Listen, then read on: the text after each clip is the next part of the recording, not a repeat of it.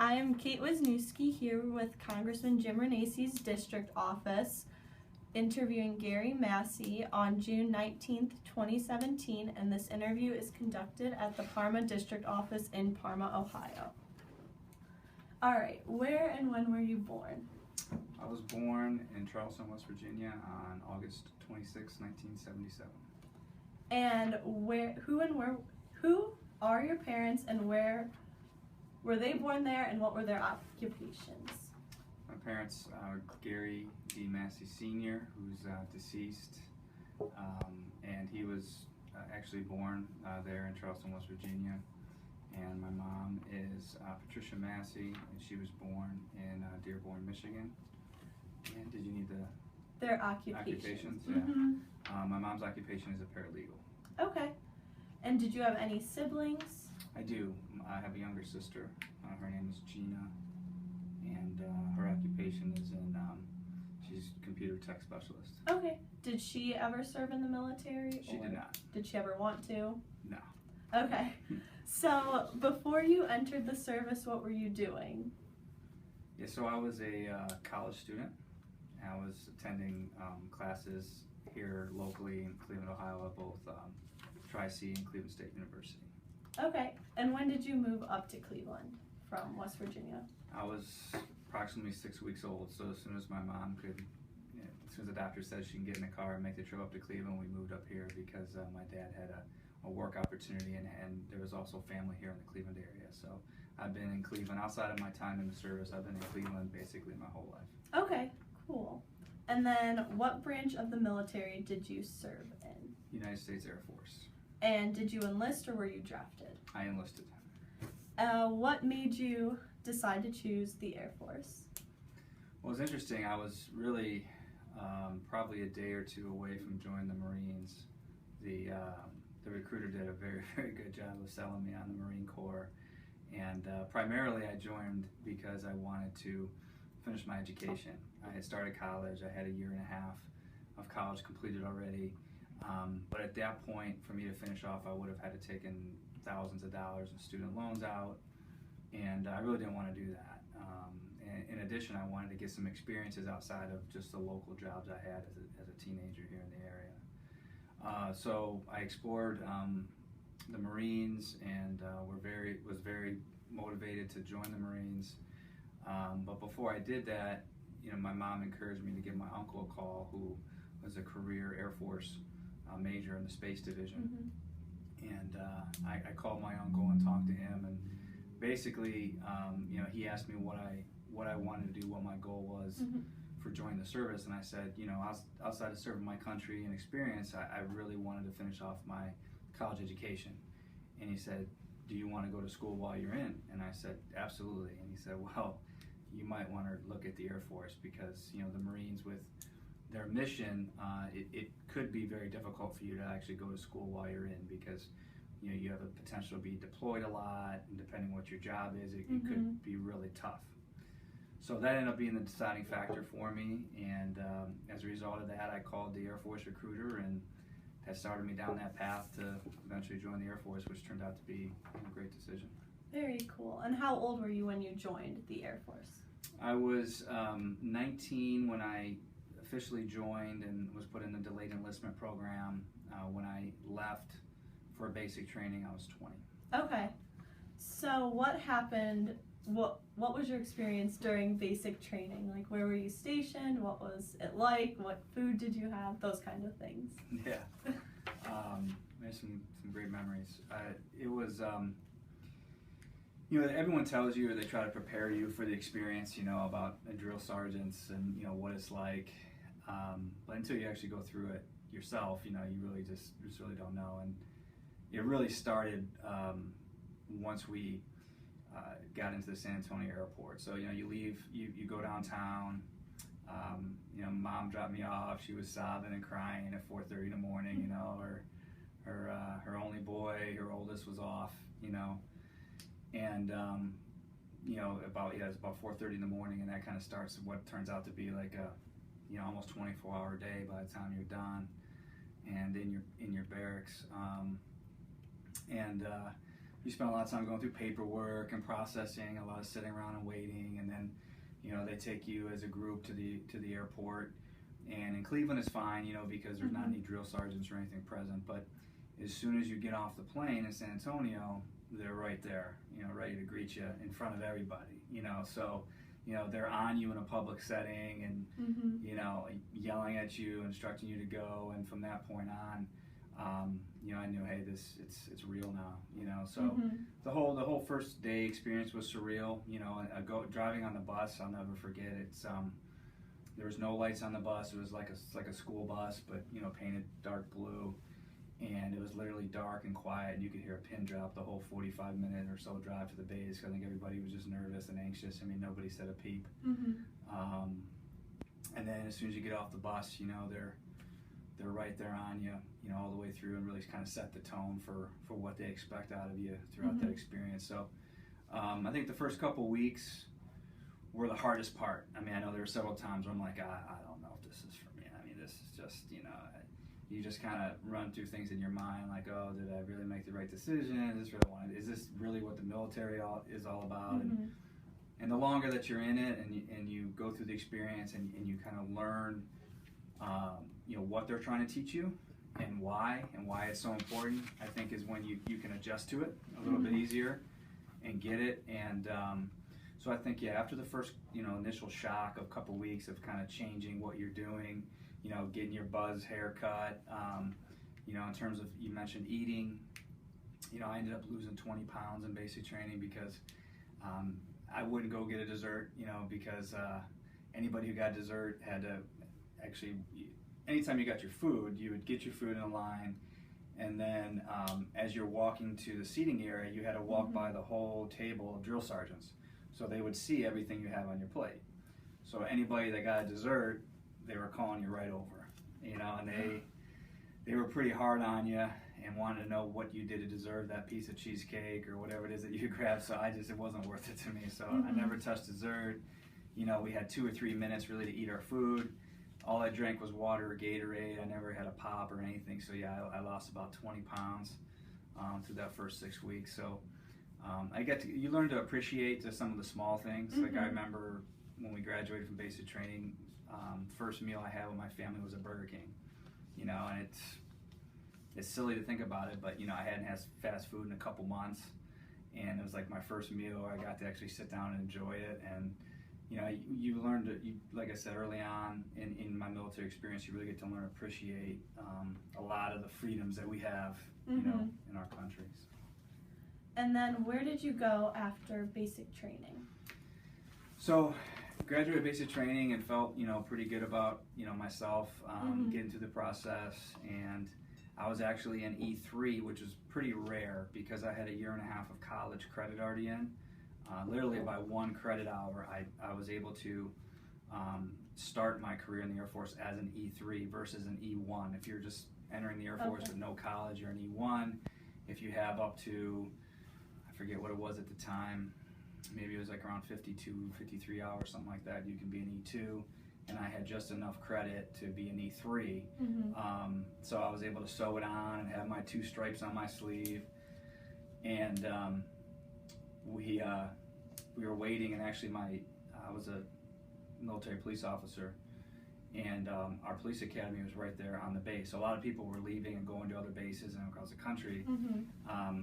My base was literally my base was right there at Lackland. It just was on the other side where my school was. And they get up, the instructors come up and get on, and they actually were tougher than the drill sergeants. And I was like, you gotta be kidding me. You know, I thought I finally made it through basic training.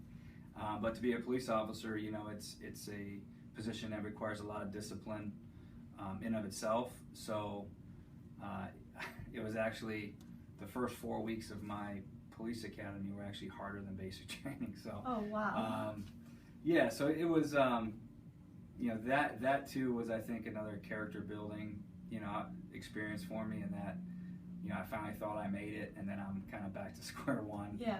And it was pretty tough, but again, it was another thing where over time and you know, getting through it, you know, you're able to understand why they put you through it, and it was a great experience. What made the police academy more difficult than basic training? Yeah, that's a good question. I think the training in of itself was more difficult. Mm-hmm. So in the Air Force, we're trained as air-based defenders. So if your base would get attacked, we're the ones that defend the base. You know, most positions in the Air Force are different. We're not like the Army or Marines where you have infantrymen or that you're trained to go out in combat.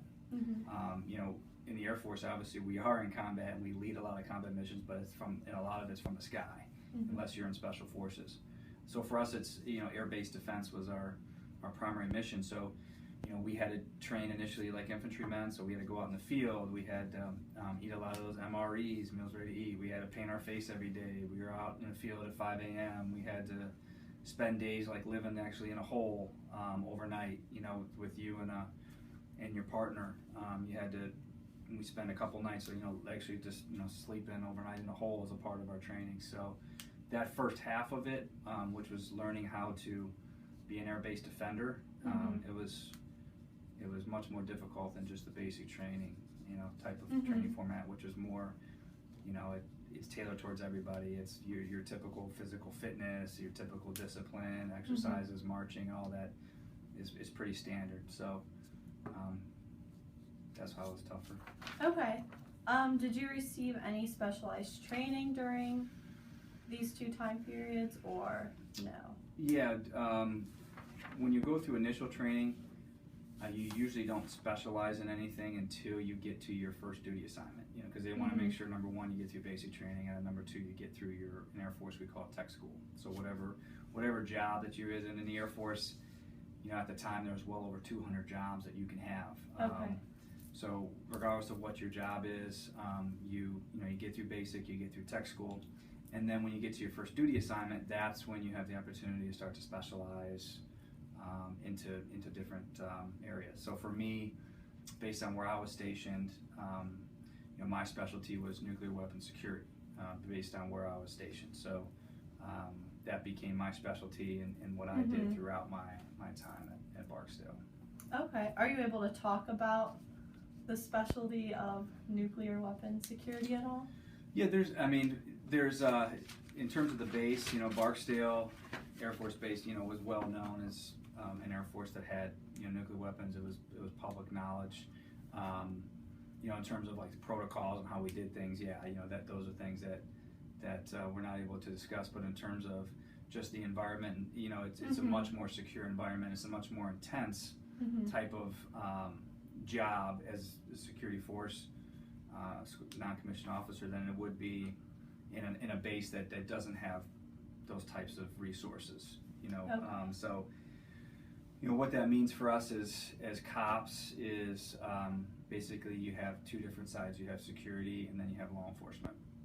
Law enforcement, they just basically do everything you'd see out here as a police officer. You'd run radar, you know, you'd patrol the streets and zones, and you would respond to any incidents on base, whether it be in the housing or anywhere else on base. If there was a problem, you'd respond. If you're in security, which is where I was assigned, you know, everything is about the flight line, and then if you have any type of, you know, weapons that you have to store and secure. So that's where I specialized, and that made it, you know, more of an intense job. I mean, you had to be, you know, when you have weapons on top of flight line, you have to have more personnel, you have to more coordination, you have to a lot of times work longer hours, longer shifts. Okay. So it makes it more challenging. And Barksdale was considered, you know, one of the most challenging places because a lot of those things. On top of the heat, you know, in the summertime, literally the bottoms of your boots would melt if you're on the flight line.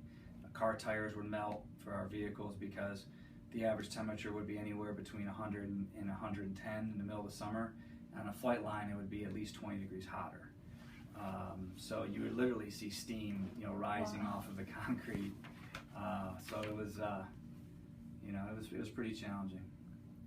And then during this time, were you able to keep in contact with your family at home, or was Yeah, absolutely. Basic training, you know, I'm getting kind of old now. You know, it was back in the payphone days, so you know they would allot you certain times during your training, and you would stand in line and get your time to talk on the payphone, you know, and it was at least, from what I recall, it was at least weekly, I think, that we were able to touch base, you know, so it was good. You know, you had the letters, and I think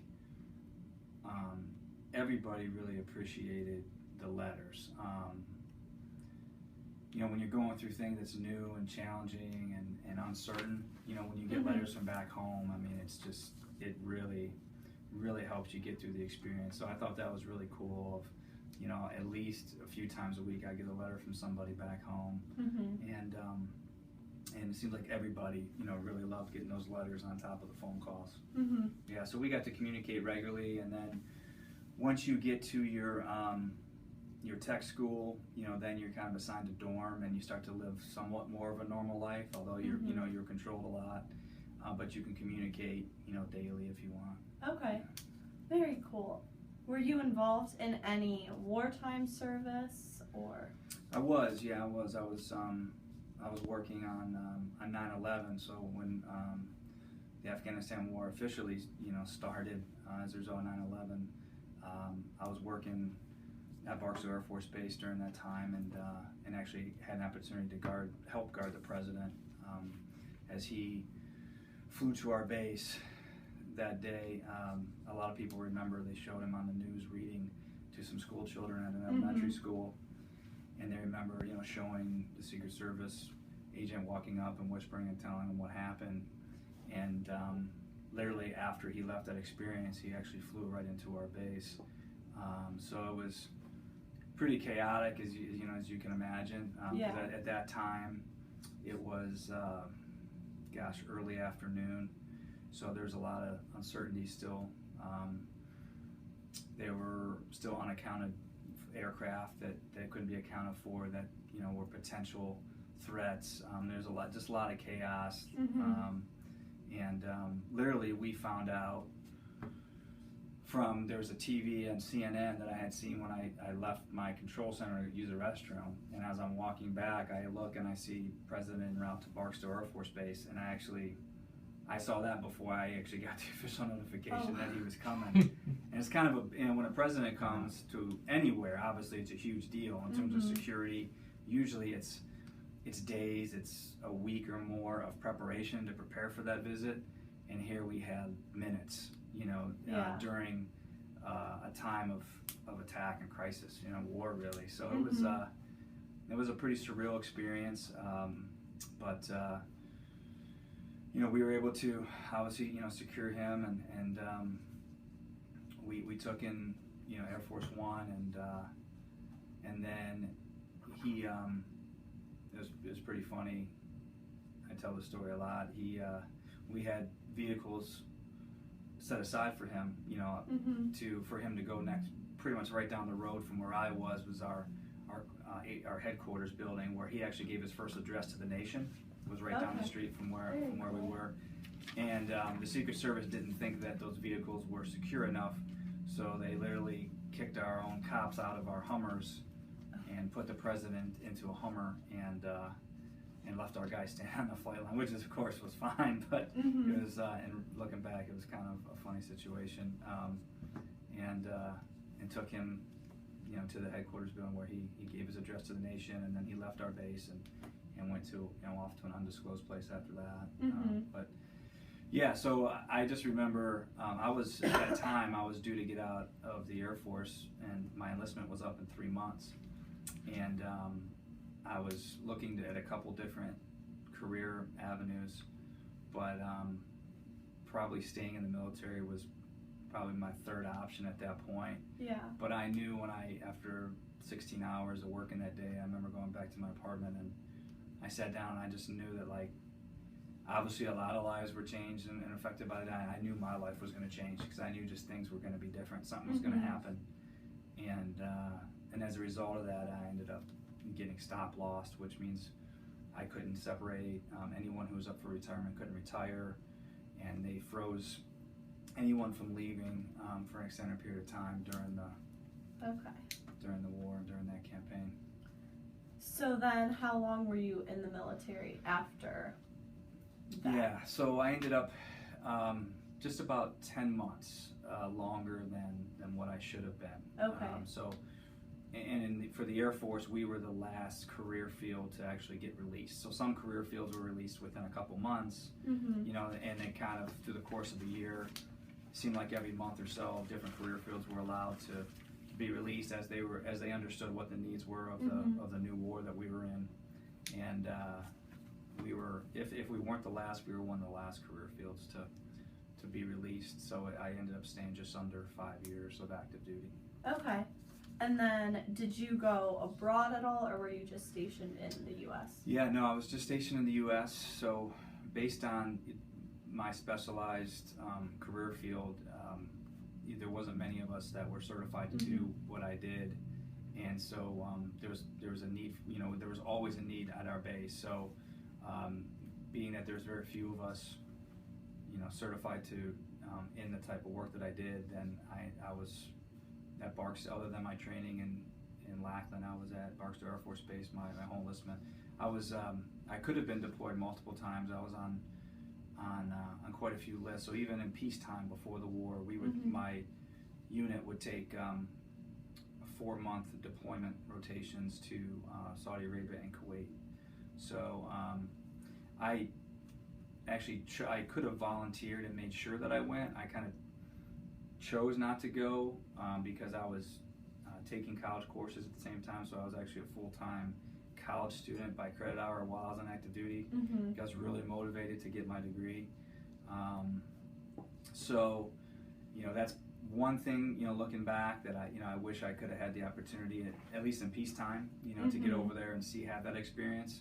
But I was so focused on school, you know, I tried to stay there if at all possible. But, you know, they could have sent me, but I guess I just, you know, I didn't get my number called. Okay. And then what kind of friendships did you make while serving, and do you still keep in contact with any of those friends from the service?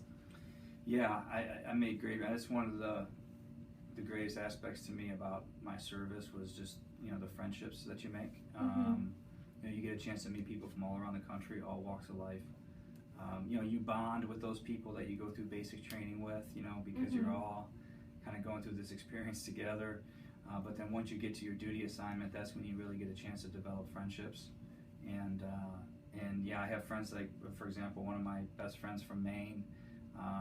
He comes up now every year for the Browns season opener, and you know, after razzing me for 15 plus years about how bad the Browns stink, and because he's a big Patriots fan, a big Boston fan, I finally convinced him to come up here, and he absolutely loves it. So he comes up almost every year for that experience, spends time with me. We go up to see him and his family in Maine. They have a beautiful property up there, and then now in Florida too. They have a property, so I get a chance to see him, you know, at least once a year. I have friends in Boston, Florida, Chicago, Texas, Rhode Island, North Carolina. So off the top of my head, I mean, those are all people that I still keep in contact with. And now, of course, with Facebook and stuff nowadays, it's a lot easier to stay in contact. So I probably through Facebook alone, probably at least 30 plus people that I served with that I keep in contact with. So by far and away, that was one of the best parts of my service. Very cool. And then how was it going back to normal civilian life after everything ended? Yeah, that's a good question. So that was pretty humbling for me. So you know, I had the opportunity to you know, win a lot of awards and achievements during my active duty time. I came out of the service with 4 degrees, with a bachelor's and then a master's degree. And coming back home, I thought it was going to be pretty easy. You know, I did very well in the military, and I thought that you know, I could just pick up the baton and keep going as a civilian. And I found out pretty quickly that, you know, it's a transition. You know, it takes time, and you know, even if you have great experiences in the military, that doesn't necessarily guarantee you that you're gonna get a great job as soon as you get out. So for the first couple years, I think you know, I was kind of searching for, hey, what am I gonna do now? I decided that I didn't want to have a career in law enforcement because I was a new dad, and the primary reason why I came home was so that I can raise my son around family. You know, I could have stayed in, I could have potentially gone into federal law enforcement, but I really wanted my son to grow up around family and not bounce around every couple of years. So, you know, that's kind of what led me back here home. And then, yeah, it took me a few years of trying to figure out, hey, what is it that I really want to do? And, you know, before I ended up in, you know, my current career now. So, yeah, it definitely was a transition. It wasn't easy, but it, you know, in the long run, it worked out. Are you a member of any veterans organizations, or do you still like keep in contact with any military groups? Yeah, I just you know, I donate to veterans organizations. I don't have any like local you know, veterans organizations that I'm tied into, any VFWs or anything that I actually go to. I just I donate to multiple veterans organizations whenever I can, and just keep in contact with people that I served with. Okay, and then what have you done since separating from the military, career-wise? So yeah, so the first couple years, like I said, was a transition. In high school, I was a part-time employee at Best Buy. When Best Buy actually came to Cleveland, I helped open both of the stores up here. When they first opened up brand new as a part-time worker, and then when I came home, a good friend of mine's husband was a general manager at a local Best Buy location, and they had an assistant manager job open. So, you know, after, gosh, I had my resume out probably 50, 60 different places, and, you know, really nothing was happening. That opportunity popped up, and I was kind of comfortable knowing it, what the job was, and it was a management position, so it was going to give me experience as a manager. So I took that position and did that for a couple years, and then I became certified as a mortgage loan officer, and also got my health insurance license. So I sold insurance and mortgages for about a year, and then ended up getting hired at Pfizer Pharmaceuticals, and have been in pharmaceutical sales now for the past, this is my 11th year with Pfizer. Okay, very cool. And then how did these experiences affect your life today? Well, I think you know, the military had a big effect on me in terms of my development. I think first and foremost, it helped me, you know, be more disciplined. You know, they teach you that from day one. You know, not only what to do, but then you learn over time why it's so important. You know, to stay disciplined and how that impacts every aspect of your life. You know, so I think from a discipline, teamwork, focus, overcoming adversity, you know, because you're put into a lot of tough situations so that you can learn how to overcome adversity. So I think, you know, I learned a lot of great lessons on that, and leadership. You know, I definitely learned as a young adult how to be a leader, and you know, all of those things have, you know, really carried over, you know, into my career. I think not only professionally but also personally. You know, I learned so many different things that I'm not sure I would have had I not been in the Air Force. Okay, and then has your military service impacted how you feel about different wars or the military in general at all? I think, you know, when you serve, you know, it gives you that perspective that you understand to a certain extent what a service man or woman is going through. You know, every branch of the service has a different mission. You know, every job has a different mission. But you know, when you're in the service, you know, you have that common bond that you kind of understand that you've all raised your hand, and you've all said, I'm willing to do whatever it takes, you know, to defend my country. So I think what that has allowed me to do was, you know, and to this day, I think what's really important is allowed me to kind of separate a lot of the political drama, you know, and chaos, really, you know, that we experience every day, and understand that, you know, first and foremost, we're Americans, you know, and our political party and our political beliefs should come second to being American, you know, and I think that's given me the perspective that I see myself as American more than identifying with my party, and I've also seen, you know, what we can do and accomplish together when we're able to work together, you know, because I've experienced it in the military.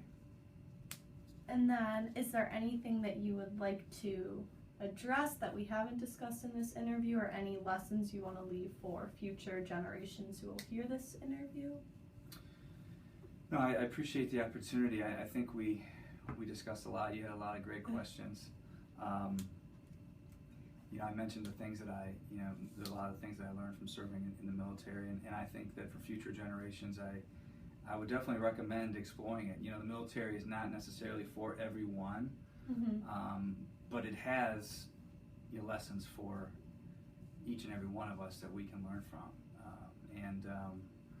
I was able to learn a lot and grow from the experience, and I think every young person should at least explore the military as you're graduating high school and getting ready to go off to college. I think it's a great opportunity to kind of just look, and to see what, because most people don't realize, you can be, like I mentioned, I think there's over 200 jobs in the Air Force. I mean, there's all different types of career fields and paths that you can take in the military that can help you and catapult your career, whether you stay in and retire or whether you serve 4 years and separate. So I think it's great for everyone to at least experience that and look into that.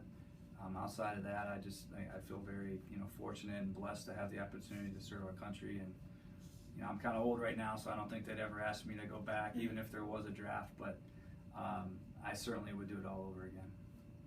All right. Well, thank you so much for doing this interview.